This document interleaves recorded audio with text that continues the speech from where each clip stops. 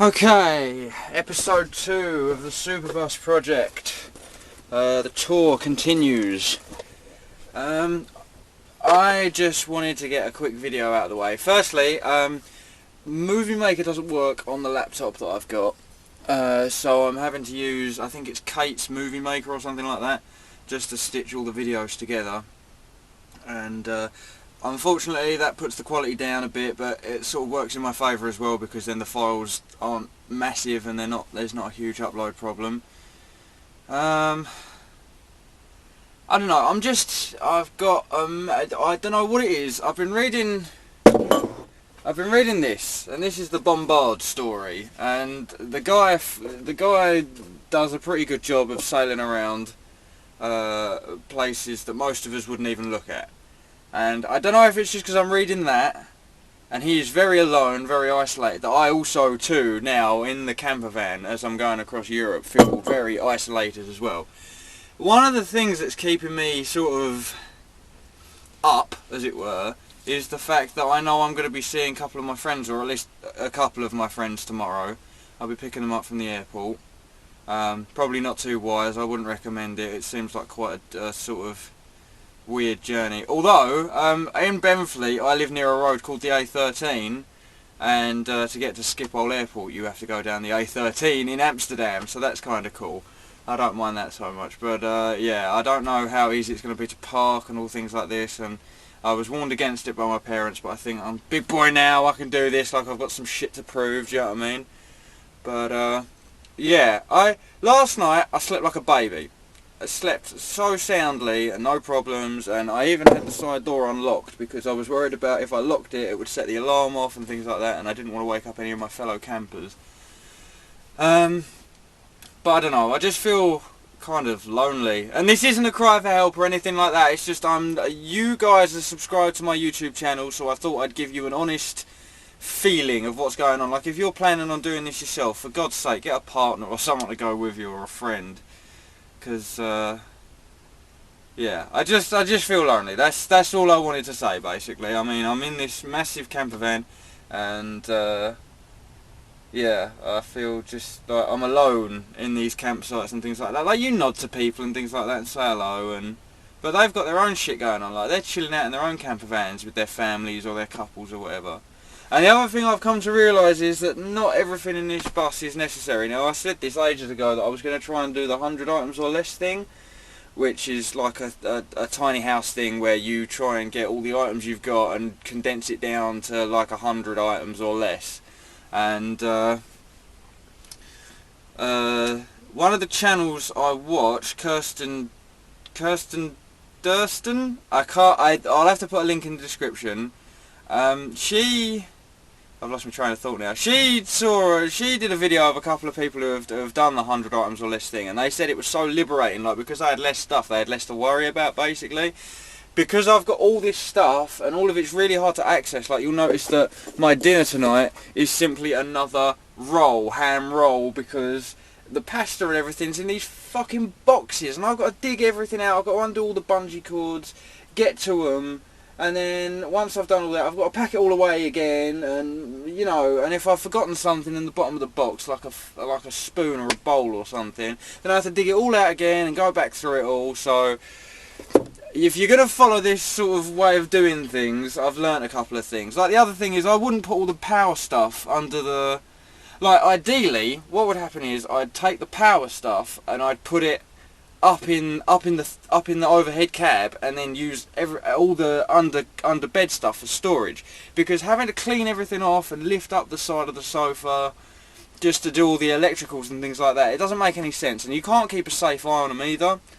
And another thing, the input jack for the external campsite power is in the worst place possible. Every time I open the driver's door, it's like, and I'm worried I'm going to end up ripping it out and things like that. So yeah, I obviously didn't learn so much from Superbus 1 and 2, because I'm still making loads of mistakes with the third one. But to my credit, I guess, I didn't sleep in either the second or the first Superbus. So yeah, I don't know.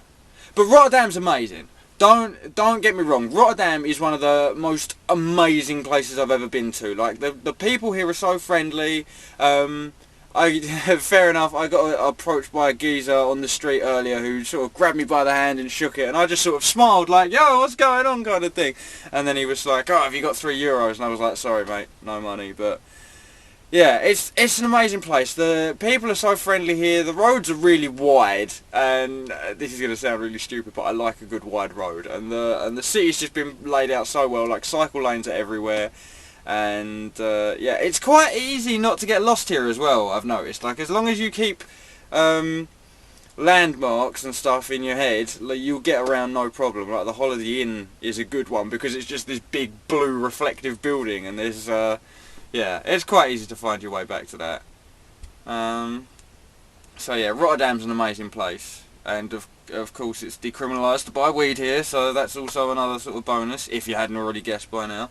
And yeah, tomorrow I'm going to Amsterdam, and that Amsterdam is equally as beautiful, but it's like Rotterdam is very modern city, very modern sort of port city, and they don't mind so much the high-rises and things like that, but where you go to Amsterdam, it's like Amsterdam is stuck in time. It's so amazingly beautiful.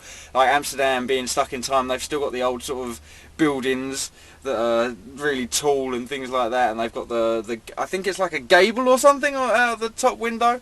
And yeah, I think like some of the tallest structures are like the Mad Jack clock and things like that, which we will be seeing tomorrow. I'll try to get video while I'm on the boat. I think this is going to be a video in and of itself, and then tomorrow while I'm with people they can take video footage and things like that, and I'll be a bit more confident because I'm in a group with all my friends and things like that. My main problem is, this is very therapeutic by the way, just sort of getting all this shit out on camera, and I don't care if you go away and watch other videos and things like this, but this is very therapeutic. I have to get over the fact that I am a very introverted person most of the time. Like I really don't like dealing with people. If I'm sure some of you know exactly what I'm saying and things like this, but I don't like dealing with people, and I've kind of lost my train of thought here again. But sometimes I just need people, do you know what I mean? And I was kind of hoping this trip would be like, right, you can survive on your own, you can do all this shit on your own, there's no problems, everything's going to be fine. Like, it's just your mind is your worst enemy, and believe me, your mind is your worst enemy. I gave Jezebel some advice the other month, because she's got a thing planned, and you should definitely go, I'll upload more stuff in the future about this, but you definitely need to go help out Jezebel, and yeah, more details in the future. But I said to her the other week something that even sort of I found a bit profound. I was like, things only fail when you give up on them, sort of thing. Like, as long as you don't give up on something, it's gonna succeed eventually, do you know what I mean? Like, it was the same with the books. It took me like, what, 7 or 8 years writing Taking Flight with Quixote, and then we didn't even release Taking Flight first. We released Split Personality, which in itself was in the making for 4 years, and then alongside that was Shell Shock, and they sort of came out together a couple of months after one another. But they didn't fail. That's the thing. I never gave up on them. I'm never going to give up on Chaos Nova. But this is the thing. Again, even if the camper van gets broken into and all my shit gets stolen, it's up to me whether I want to continue on to Denmark, Germany, Sweden, Estonia. Do you know what I mean? It's up to no. It doesn't matter anyone else. There's ways round having shit stolen and things like that. Yeah, it'll be gutting.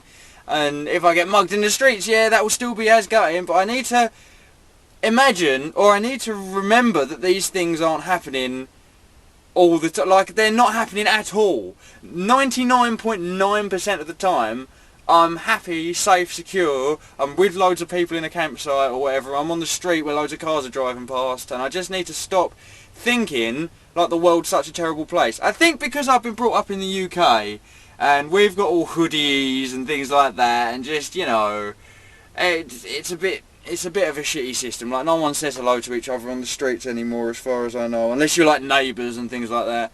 But out here it's just more cool, chilled, relaxed, everything's sweet, and I just need to remember that. So yeah, I just need to remember that it's all good and the world isn't a shitty, horrible place. It's actually quite amazing, and you too should get out there and explore it.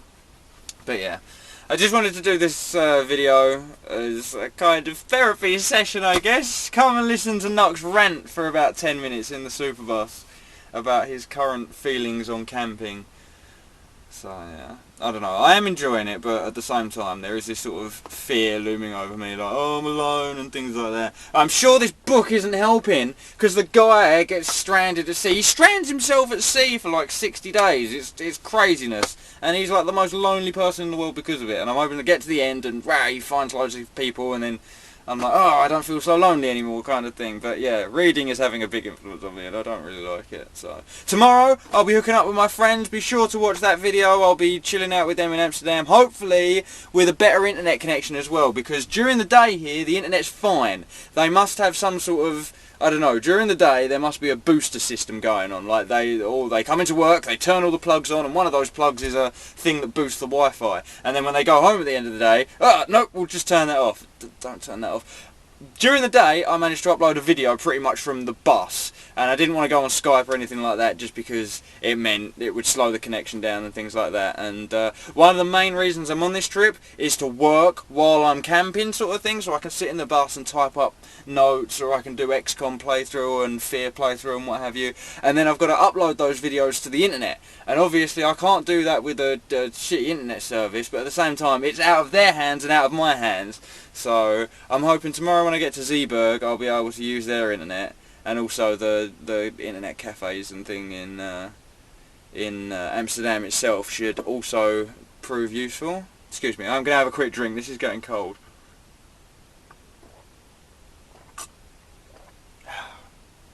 But yeah. I don't really know what to say. I keep banging because you'll notice that the sofa's down. Usually it's up and you don't feel these hooks in your back. I think I've just hit my knot with a bloody hook. Yeah. So anyway, yeah, I don't know. That's all I've got to say, I think. Yeah, so I haven't got the internet in the camper van, and besides, when you close all the doors, the Wi-Fi signal gets cut off anyway, so even if I did receive it out of the van, I'd have to have all the windows and doors open. And oh my god, last night I had my light on and it was just like attack of the insects. It was crazy. There were thousands. I'm not making any jokes here. There were literally maybe hundreds, maybe not thousands, but there were so many little insects all flying towards my light in there. I found the perfect solution, and this is really bad because I'm usually quite a peaceful person and I don't kill any insects, even gnats and things like that. I'm usually very sort of zen about that kind of thing, but when I saw the amount of them, and it plays out more like a genocide now. When there were loads of them I didn't mind killing them, but when it's only one, I let that bugger survive so he can tell his friends of my humanity. No, what I did is I sprayed them all with insect repellent, and then when they all fell dead on my bed I brushed them out the main door and was like, yeah, victory for the humans. But yeah. I don't think I'm going to be doing that again tonight. In fact, I think when I'm travelling through, well, it's so hard. The thing, okay, I am going off on tangents here, but just bear with me. If I don't mind if you go off and click other videos. I don't even care if you click the dislike button on this video, because this is just some mad ramble that I'm going on here. But yeah, I find it very difficult when I'm abroad to discern things like supermarkets and things like that. Like in Rotterdam today, I went to try and find a supermarket that kind of did everything, and there wasn't really one. There was sort of a shop that was kind of like a cross between Tesco's Light and WH Smith's, and they just sort of crammed together. So they did all sorts of shampoos, toiletries, biscuits, that kind of thing, and like makeup and just the sort of stuff you'd find in a big superstore. And then outside of that, to get your hams and cheeses and fresh stuff and vegetables and produce and things like that, you had to go to these sort of like specialised little shops. And the queues for those specialised little shops, they're out the door. It's ridiculous. It's crazy. I don't really understand it. But my main problem coming to a foreign country is trying to locate buildings. Like, you know what you're looking for. You're looking for a supermarket. But what do the Dutch people call supermarket? I've been trying to learn a little bit of Dutch, and I know a little bit. I know enough to order some bits and pieces, and but I don't know the Dutch for supermarket and things like that. In Spain it's a bit easier because I think it's just supermercado and things like that. So it's kind of, you can discern things from there, and they have the sort of kind of British standard supermarket where they've got the fish and the food and it's all in the same shop. But yeah, Amsterdam, I don't know, or Rotterdam, Holland, I don't know what I'm looking for. So definitely, if you're going to travel abroad, try and not just learn the language, but also figure out where your resources are around you, and how you plan on getting it done. Also, another note, while I'm just going completely off on tangents, but Dad cut my hair last night, or the night before. No, it was the night before last, and he missed the two bits at the front. So what I've had to do, and it still feels a bit long there actually, what I've had to do is I've had to trim it with my normal trimmers. There's no mirror in the bus anywhere. There was a broken one that we had that I was thinking, oh, do I put it in or not, or do I just wait and get a decent mirror that I can, and then there you go. So I've now got lopsided hair. I've shaved this side or this side a bit more than the other, and now I've got like a lopsided head. So yeah, that was another one of the things. And the train keeps going past. That's another thing about this campsite. But it's kind of reassuring, because at first you sort of think, oh, what's that? And then, oh, it's just the train, nothing to worry about. And there is nothing to worry about at this campsite. Absolutely nothing. The people here are really friendly. The gate's locked at night, and we're surrounded on all sides by a massive fence and also trees and bushes and things like that. So it is very safe here. Very, very safe. I slept with my side door open. I didn't even sleep with my side door open in Benfleet when I was there. So yeah. Pardon me. Anyway, this video has gone on far too long. I'm sure you're bored out of your minds. Congratulations you for sticking with it this far. And I will catch you tomorrow on the next episode. This is nice. I can upload this video all in one go. It'll be sweet.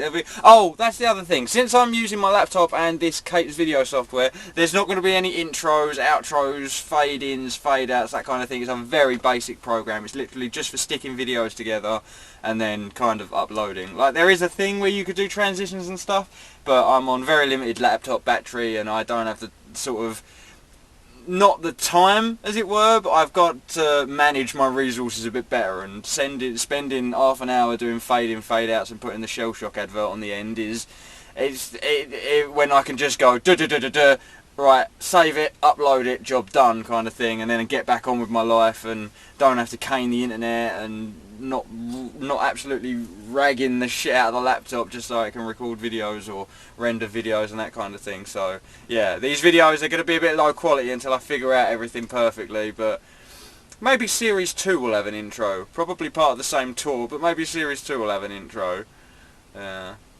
Anyway, look, I'm rambling. Take it easy. Thank you very much for watching. All the best. Bye-bye.